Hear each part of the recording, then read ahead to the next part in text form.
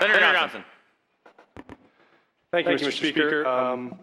I also, like Senator Mitchell, have no formal standing to be up here, and Senator Mitchell's already reminded me I have a tie and a shirt that don't match either, so I'm already in double bad stead. But I do want to just make a couple of comments because I'm so moved by this resolution and by the folks that are here today, which is, I think we all have spent a great deal of time reciting and hearing and thinking about the lines that open the Declaration of Independence, which is, we hold these truths to be self-evident, that all are created equal. And there is no doubt that Thomas Jefferson had the vision when he wrote that to realize that was probably the most dramatic promise ever made in the history of civilization when it was written.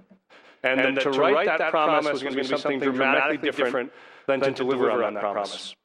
And Jefferson, knowing that, put in place the last line of the Declaration, which was very seldomly quoted, but I think by far the most important. And that line says, in order to ensure this declaration, we mutually pledge to each other our lives, our fortunes, and our sacred honor.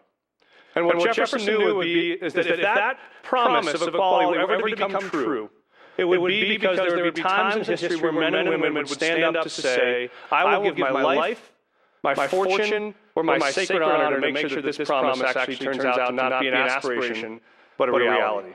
And what we know is that throughout the history of this country, people have borne that burden of equality differently. There have been moments where it really wasn't true.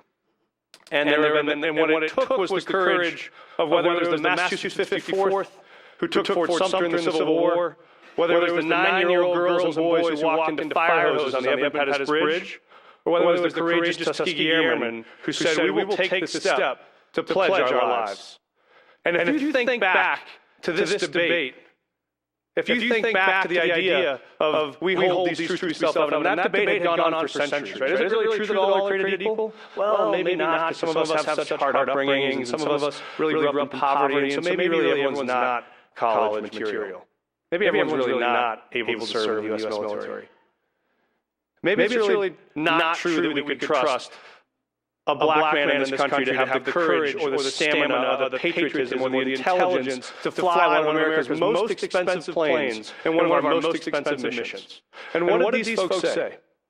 They said, you know what, that debate has gone on for centuries. Let me answer it for you. Put me up in the air. Put me up in the air. And what happened? They never lost a single bomber. And what happened after that? Nothing else could happen but that Truman would have integrated the Air Force after that. Nothing else could have happened that the Civil Rights Act would pass after that. Nothing else could have happened but that in our lifetime we would see the first black president inaugurated. Why? Because that debate was once and for all over. Once they took to the skies and proved that in every way, at every point, in the highest risk moments, people of any color, any background could serve this country, America had finally delivered on that oldest promise. So I'm going to ask Colonel Smith and Lieutenant Colonel Mosley to stand, please, one more time.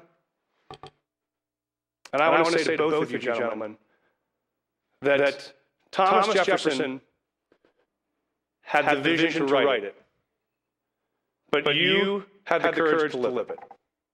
And so I want to thank you for making sure that my 3 children will grow up in a country where we know that all are created equal is not just an aspiration, it's a reality.